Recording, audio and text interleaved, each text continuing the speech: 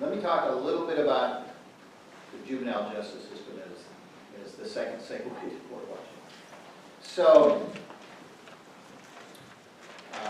when I was 53, I decided I wanted to have a lateral shift and take over our juvenile bureau within our office, because I wanted to see what would happen if you applied restorative justice principles. If you attempted to apply to an entire justice system principles that recognize that crime is a violation of people and relationships, and the violations create obligations, okay? And it need to involve victims, offenders, and community. So I wanted to see what would happen. And of course, I didn't tell my boss that that was my agenda. I just told a couple of colleagues of mine. And I took over a bureau of 11 full-time juvenile prosecutors who were accustomed to just being role players in this machine. Okay? And we didn't explicitly set out to reduce the number of kids in the system, but we did set out to hold the system accountable for how they treated kids, okay? So, the first thing we did was we looked closely at the juvenile code, and I don't know how Michigan matches up with Iowa's, but we looked closely at the juvenile code, and when I took over what the process was for a kid getting into court, was for the juvenile corrections officers to send police reports to the prosecutor, who was in charge of the bureau, and say, please file. Okay? Please file on these kids. Okay? So our juvenile courtrooms were overcrowded. Okay? And there was very little screening, very little scrutiny of the charges, what the child's needs were, etc. If they did something wrong, they were going to be in court. Okay? Well, we knew, we were at the time looking a lot, we need to look at what's the research around, and this is important in all this conversation, what's the research around the effects of detention, incarceration, generally being deep into the juvenile justice system. What are the effects on the juveniles? Well, overwhelmingly, they're detrimental. Okay? There's really good research out there about the dangers of detention. And I will send you some of that research, and there's research out there on that affirm that the deeper a kid goes into the juvenile system, the more likely it is they're going to be in the adult system. So what do you do with that research when you're making a decision on whether a kid should be in court or not? You ignore it, you act like it doesn't exist, you not even look at it, you know, or you take your position responsibly and say, I need to know about this stuff. I need to know about early childhood trauma. I need to know about, you know, juvenile brain development, right? I need to have all these things in my head when I'm holding a case in my hand, okay? And so we started doing what are called, we called at the time, I called them restorative meetings. Publicly, we called them pre-charge meetings. And so my position as a prosecutor, and I don't know who it is in your DA's office, but there is somebody in your DA's office who had the same position that I had, which is being the person in between police and juvenile court officers and the formal justice system, right? So there's nothing in the law that says every juvenile who commits an offense has to be dealt with formally. Do you understand that? Or do you understand that? I don't know what you know. I mean, do you know that? Explain that. Never knew that before. Okay. So, every single kid that shoplifts doesn't have to have the full brunt of the juvenile system imposed upon him. That's why you should see all the black kids. Depending on how much money their parents have. Right. And their color. And their color. So, if you begin to dig deep into this thing, you will find out sooner or later that if you're white, you're middle class or upper middle class, and your kid does something on Saturday, you're talking to your lawyer that night or Sunday morning, and on Monday, that lawyer is downtown working a deal. and that kid does not get filed on. Jail. Okay? But if you're of color, you don't understand all that, you don't have access to a lawyer, or you don't speak English, right? Your kid's going to be in court. It's just that simple. And they might be tried as an adult. They might be tried as adults, but most of them aren't. I mean, you're going to be tried as adults, it's a robbery. You know, there are certain offenses at the higher end where there's what's called an automatic waiver. You don't pass go, you go right into the adult. You can be 14. I represented a 14-year-old black kid who in the middle of the night shot somebody, somewhat by accident. And at 14, he was in the adult system looking at life in prison without parole. That was when I was a criminal defense attorney. Okay? So yes, some will end up in adult court, but overwhelmingly, it's like I counsel young lawyers. You know, when you say we have to keep our eye on the prize, we have to be working on the worst of the worst. I don't mean the worst kids, but I mean the worst situations in which we're looking at locking somebody up. But we also have to look at the 95% that are also affected by the machine and aren't going to prison and aren't being treated as adults. But nevertheless, there are detrimental effects because of how they're treated by the juvenile justice system. Okay? So you got to look at both. You got to have your eye on two prizes, so to speak. So what was our response? We said, wait a minute, we're going to slow this train down, okay? And we're going to start having meetings. So my job as a prosecutor, just like somebody in your county DA's office has a similar job, to look at paperwork and decide, do I file a delinquency petition? It takes a filing by the district attorney to get a case into court, okay? So that a judge then presides over that case until it's over, okay? So, the process, people say, we don't want to get to the judges, okay? Judges are important, absolutely. But the prosecutor is the gatekeeper. The elected prosecutor. And his designee.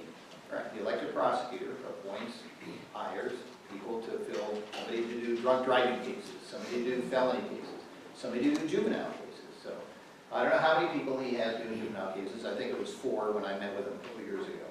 Okay. Well, at least one of those 4 is the screening prosecutor. Okay. And it's his or her responsibility to look at these cases and say, should I have my secretary type up a delinquency petition? It's a petition, it's a document, it's like filing a lawsuit. Should I have that prepared, served on the kid, and have him in court for the rest of the time? Okay. Well, we know that the research says that if you go into the formal juvenile justice system, you have a much greater chance of ending up in the adult criminal system than if you didn't go into the formal juvenile justice system. So, so just look at it. So I use the words formal and informal, okay? There's a whole informal juvenile justice system. It's where kids are who don't get filed on, okay? So you've got this over here, you've got the prosecutor who's this line, and the prosecutor says yay or nay into the formal justice system. So when you court watch, who are you seeing? You're seeing all the kids that were filed on. You're not seeing the kids that somebody decided we can deal with you over here without imposing this formal machinery over here. Okay. So any questions about that? Okay. It's going to be, there are 3 possibilities when the cops. Well, let's go back to the cops. Maybe we can do. You won't be able to see this, but I'll write out. So when the cops stop a kid, okay.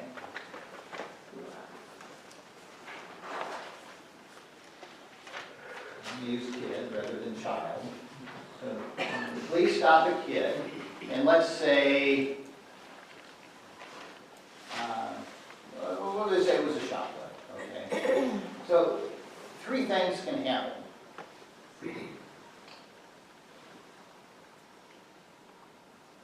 3 things can happen in most states. In Michigan, it looks like it's a little different. Okay. But we'll talk about 2 things for sure that can happen in Michigan. police can send the kid home. Okay? Call up a parent, get a hold of the parent guardian, come get your boy, okay, he did something wrong, but he's white and I know you have money, so, so I think you can take care of him and he probably won't do this again because you're going to punish him at home. You know? I believe that you're going to be able to do that. You know? Or, in Iowa, you either go to detention or you go home and your paperwork is sent to the authorities, but you're not taken to the detention center. My guess is that also happens. You have a detention center, right? A county detention center for juveniles. All right. Susan Butterwick is here. Okay. Is that, so you have a detention center? Yes. Yes, Okay. it's in the same place as the adult. And, well, they have to segregate it. They can't put it. They're segregated, but it's in the same. So do you know what percentage of cases go to detention upon arrest or detention? Okay. I don't, because the court gets the calls for the first hearing Yeah. on those that are Are need detained? to lodge and need to arrest. I mean, those are the ones that we hear from first. The court has to give permission for the child to be taken to the detention center? Yes. Okay, all right. Well, in Des Moines, roughly the same size as Ann Arbor, it's about 20% of the kids, yeah, we don't know the percentage of kids that the police sent home, because they don't use statistics on that. But of the ones who aren't sent home, about 20% go to the detention center, okay? And they may or may not be released from there, and that's a whole thing to look at. You know, I would be shocked if statutorily the state of Michigan doesn't have detention criteria set out. Who can be detained as a child? Under what conditions can a child be detained? What we found in our community, when really looking deep at it, is kids are being detained who didn't meet the statutory requirement for detention. So that's an issue in and of itself. You could have a dozen people just looking at that. Because why are we concerned about the fact that a kid, oh, he's just going to be held in jail overnight for detention? Number one, we know that there's research that's been validated that if you're detained, even for 24 hours, you're more likely to reoffend. Okay? We know that. Okay? There's empirical evidence of that. Okay? The second thing, and I don't know, again, how it works in Michigan, because it looks to me, and we'll put up the Michigan flow chart a little bit. In Iowa, the police, if they don't take you to the detention center, they make what's called a delayed referral, which means they go back, they type up the report, and they send it to what's called Juvenile Court Services. And they do a screening to decide whether to ask the prosecutor to file a delinquency petition or not. Now, it looks to me, by looking at the Maine, or the Michigan, that you don't have that at all. You have a direct referral by the police to the prosecutor, right?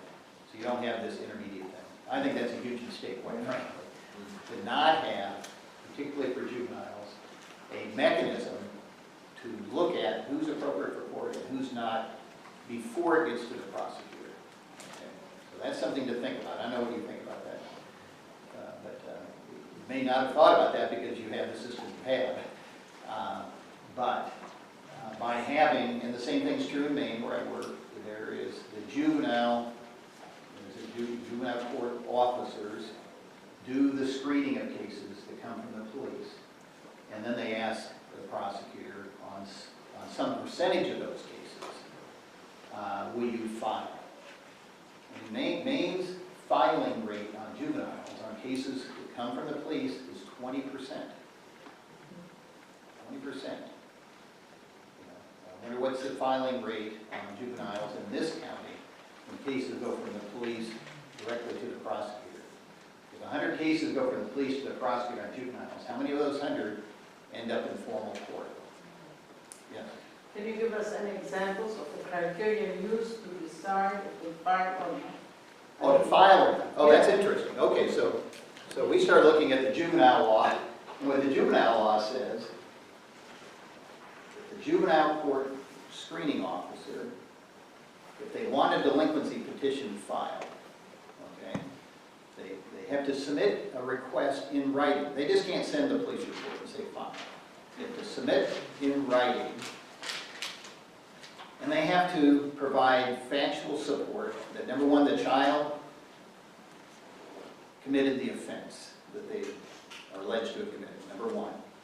And that it is in the best interest of the child that the child be filed on. And that it is in the best interest of the community that the child be filed on. So if the research shows that it's detrimental most of the time to put a kid into the formal justice system, is it in the best interest of the child to be filed on? So when I inherited my position and a system in which all they did was send the police reports to the prosecutor to make a decision, and they didn't submit a request in writing, they didn't provide facts to support the allegation that it was this kid, this offense, and best for this kid to be filed on, and best for this community that the kid be filed on. I then created a form that they had to fill out, in which they had to write out the facts that supported, and that immediately created a paradigm shift. They then had to begin to think about their jobs. And I mean these people who were asking the petitions be filed on kids. And they suddenly had to think, what are the facts that I can articulate in good faith to support my allegation that it's best for this kid to be filed on? There must have been objections to what you were doing. Oh, yeah. Yeah, it was terrible for a while. But then they began to see the wisdom, I would say wisdom at this point, because what happened was fewer cases got filed. Judges suddenly had time to handle the cases that needed to be filed on. Prosecutors suddenly had time to do good work on their cases. Public defenders weren't overwhelmed. They could suddenly represent their clients better on the cases that needed to be in court. Some cases need to be in court, there's just no doubt about it, right? There are needs that cannot be met without the resources of the formal judicial system, okay? That's just a fact, you know? So the question is, the threshold question is, what's in the best interest of this child? i.e., what does this child need? Second question, how do we get those needs met? So we started doing what I call pre-charge meetings, restorative meetings, and we would sit around the table before I was asked to make it. So let's say that I was asked to file on a kid. And I said, no, I'm not going to file on the kid until we have a meeting.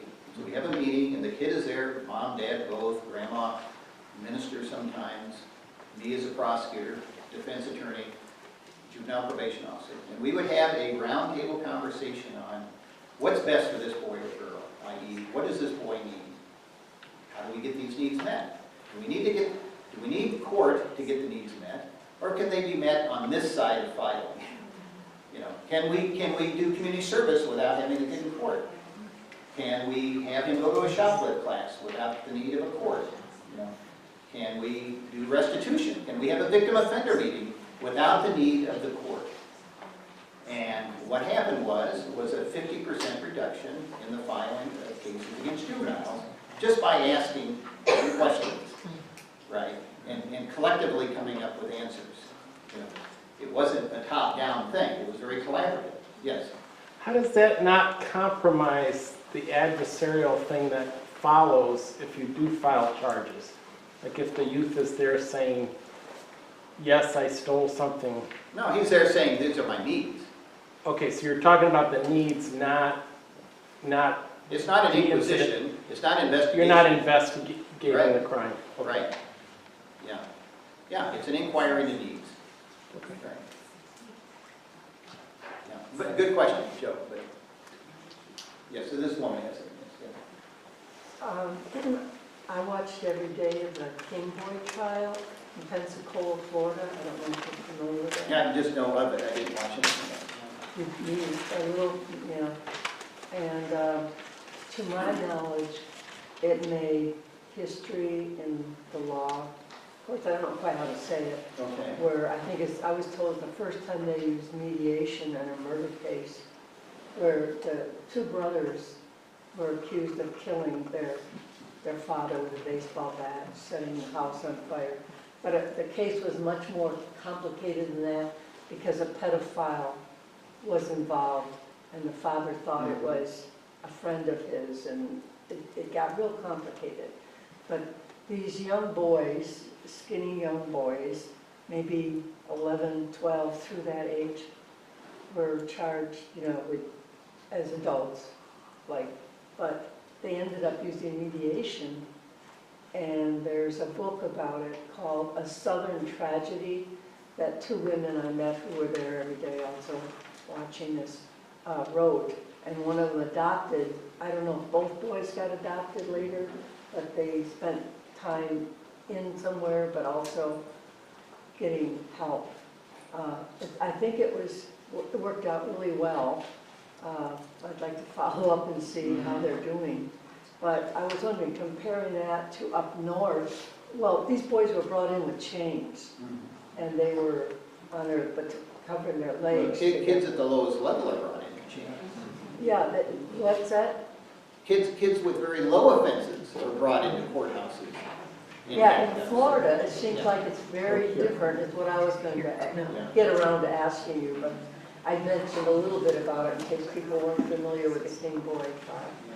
But, well, I'll just say one thing to take away from that is, if you can have mediation, and I don't know what the outcome was, but if you can have mediation in that serious of an offense, why can't we have mediation, a restorative practice, in most of the cases that come into our system? That's a question that you need to ask then, yes. Were services provided by the community to children that were not formally filed on? Because in Michigan, I know so many parents who are trying to get services for their child, and they're told, well, they have to get into the juvenile justice system before they can get services. Well, The question is how do you define system? At least in Iowa and Maine, and I used to work in Arkansas, the system encompasses both the formal and the informal system. And there's a budget that provides annual dollars to that system, whether or not the kid is in formal. So you have the same people doing the work, quite frankly. I mean, you can have a kid in the formal system who gets, I don't know if you call it juvenile court officer or probation officer. What do you call it? Probation officer. Okay. So let's say a kid is in formal court and he's put on probation with a juvenile probation officer. Well, that probation officer may or may not handle probations for kids who weren't in front of a judge. Okay, at least that's the system. The systems I'm familiar with is whether you were filed or not, the juvenile system can have jurisdiction over you. You can enter into what's called an informal adjustment. Okay, and you consent to a probation of, let's say, 6 months. You consent to attending a class or community service or whatever. So it's not a matter of if you're not filed on, there are no services available. At least that's true in other states. I really don't know in Michigan if they say you have to be in front of a judge in order for any dollars to be available for any services. Can anybody answer that? Now, that's something to look into, okay? So the services seem to be put them in jail. Well, no, they're not all put in jail. No, they're just not. I mean, if every single kid who committed an offense in this county was put in jail, the feds would be here, right? So that's one of the, okay, you raise a good point. I'm not picking on you, but that's one of the things where you have to do your homework. So if you're going to go talk to public officials and advocate for a certain outcome, you got to know the facts. So you can't say that every kid that goes in juvenile justice system goes to jail. They just don't. How would we find out those facts? Well, you got to figure out who has the data, who has the numbers. Make a freedom of information request. That's what you have to do. You have to, and this is what we're doing in Des Moines. We moved from a lot of people being concerned about how kids are treated, and we're making community organizers professionals. We're professionalizing community organizing. You know, they do court watching, okay? They do research. We make freedom of information requests. We do trainings on how to have conversations with judges and how to have conversations with probation officers and with legislators and with DAs, you know. So you can't go to meetings just saying, you're locking all of our kids up. You need to know, you're locking 20% of our kids up, or whatever it is, but you've got to know the facts, okay? You can't just shoot from the hip or shoot from the heart, you know. It's probably really bad, but you've got to know to what extent it's bad. And that's why you do court watching, and that's why you need to know what happens to a case. That's why you need to know, can you get services in this county for juveniles if the kid isn't in formal court? That's a threshold question right there. You got to know that. You got to know the answer to that. Because if you can, then when you do court watching and you're looking at a situation, you say, why is this kid in court? Because I found out that this is available for some kids over here. There's money allocated for this kind of supervision, for curfew, for class, for drug screening, you know, for whatever, that this is available over on this side without having to file. I don't know the answer for you. I know where other places I go, that yes, that money is available. In fact, what happened when we reduced court filings on kids by 50%, it took probation officers who were accustomed to spending a lot of their time sitting outside juvenile courtrooms because the courtrooms were full, and it allowed them to get shifted over to the informal side and have more meaningful contact with kids. They could suddenly do home visits instead of hanging around the courthouse waiting to be called in to testify. You know? So you got to know the system, okay? And you got to know the numbers, okay? Stories are good. As a good friend of mine who's very successful in justice work, you got to have anecdotes, you got to have data. So, just 3 minutes of recent history. So, how does a prosecutor not get involved in restorative justice? I explained that part, but get involved in this work, right? So, I think I mentioned by applying restorative principles to the juvenile justice system, we reduced court filing by 50%. Okay, and is it on recidivism from that time? No. Okay. No, I don't. Didn't have complaints though. I will tell you, you know, and this is why you were in the prosecutor's office. Right, Okay. absolutely. I ran the juvenile bureau, okay, and I had to make the decision, does this kid get filed on or does this kid not get filed on? Okay.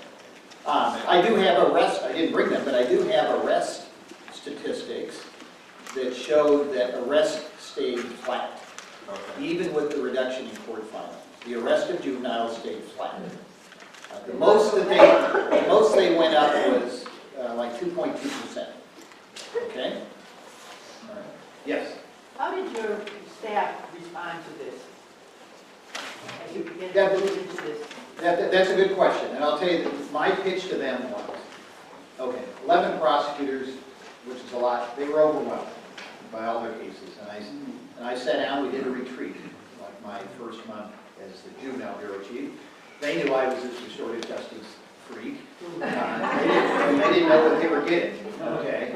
And I didn't pitch restorative justice to them at all. I said, you went to law school to be a lawyer. Presently, with your caseloads, you're just functionaries. You show up to hearings, you're not prepared, you have stacks of files, you don't know what's in them. I said, we're going to do away with that. I said, don't worry about the cases you don't get. Only worry about the cases you get. Okay, and I assure you, I will screen cases in a manner so that you get cases in which the child involved needs the attention of the formal court system. And you do your job on that case to the best of your ability. Okay? And they bought into it. I said, we're going to create a law office atmosphere here. Okay? And you're going to be a partner in a law office within a government agency. Okay? And you're going to be able to function as a lawyer, as an advocate for the state. Okay? And they bought into it. There was never a complaint. It was a rotating door in that juvenile bureau. People were brought in. A year they'd go do something in the criminal court. the whole goal was to get out of the juvenile system and become a real prosecutor. In 5 years, I didn't lose a single lawyer. That's impressive. And they began to see, this is the best work we can do as prosecutors. Absolutely. For kids and for families, you know. And I think that the proof's in the pudding. You know, are they finding meaning in their work? And they were able to find meaning in the work because they were given the authority to handle their cases as they saw fit, and they were ultimately given half the number of cases they had before. And they could really spend time, not nailing the kid, but really looking at the case closely. You know, what services are needed for this child that's in the court, you know. And I don't know if I mentioned, I talked to somebody, there were 4 juvenile judges. When I was leaving, they were getting ready to reduce the number to 3. Within 2 years of my retirement, there were 6. Because court filings after I left went up 150%. Because my successor, who wanted to be the elected county attorney after the retirement of a county attorney, who I believe is like the twin brother of your county attorney here, been in office since 1990, run unopposed, sort of lost sight of the public good over the years, and he picked a trial attorney in our office to take over my job because he wanted him to have management experience so that when he ran for county attorney, he could say, I had management experience. And he believed that in order to be electable, you have to be able to say you're tough on crime. So court filings went up 150% in 18 months. Okay? And the judges, and they had 2 judges, they had 2 prosecutors, they had court reporters, they had courtrooms, you know. And as a good friend of mine who's a city planner says, you increase the capacity, you increase the flow. Right? So numbers go up. And just think of even this very simple thing when they added judges. Okay? So you've got an increase in fines, but you've got 4 judges, so they each have 25% of the cases. Okay?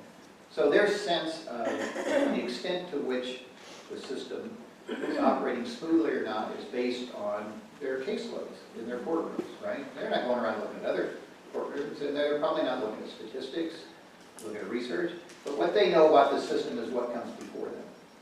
Now you go to 6 judges, and they have 60% of the caseload. So there's no urgency on their part to do anything, to be creative, to ask questions about why are these cases being created, because now they have fewer cases. You have more cases in the system, but you've added judges, so you have fewer cases per judge. And there's no sense that we need to do something about things, you know. So you have more money being spent, you Yeah. have more kids ending up in jail, and you have More overcrowding. more overcrowding. More overcrowding, absolutely. And then to make it worse, they think, so, well, I'll jump ahead just a little bit. So, yes? Going with that little theme there, it's kind of a top-down thing here in Michigan because our state attorney general is a law and order, tough on crime Republican, and I think that flows right down through all 83 prosecutors in 83 counties. Probably does, yeah. And how do you change that thinking? Well, first of all, you have to have enough people who are concerned. You have people who are concerned, they get educated, right? They move from education to advocacy. You know, I believe it's a campaign, right? I mean, Michelle Alexander, right? Do Jim Crow, the last few pages of her wonderful book, says we need a social movement, right? She didn't say how, what it's going to look like. Every community has its own justice system, which means every community needs its own social movement. What's that look like? I just want to speak to that point, because actually I think it's the opposite. I think our county prosecutors are our most powerful political officials in our state, because they're the longest serving. They have a tremendous impact on our state legislature. So it really is a county-based thing we're needing to kind of confront, to do the opposite. You're so Because right. they are the most conservative voice on the state level. If you want to see that in action, go up to the state capitol, when the legislature's in session, sit in on a public hearing involving the Judiciary Committee, or any committee having to do with a public safety bill, new crime, enhanced penalties, and try to see if you've got a voice in the face of the elected county attorney lobbyists that are there. Okay, because in Iowa has 99 counties. Every single county has an elected county attorney. That county attorney is the most powerful elected official in each of those 99 counties. That is. Huh? I thought it was. It is not the sheriff. The sheriff's a custodian. Okay. They're the keeper of the people that get put into their system. They don't decide who goes there. Okay, thank you. Yeah. No, it's complicated. The more you peel it back, the more complicated it gets. As my last class in the graduate work I was doing on conflict transformation, Howard Zare, the godfather of restorative justice, was my advisor, and we agreed that I would write a book on my sort of year-and-a-half experience traveling around the country talking to people about the justice system. So this book, The Justice Diary, Inquiring into Justice in America, got all these cards. It's pretty cheap on Amazon, and it's got several entries are about court watching.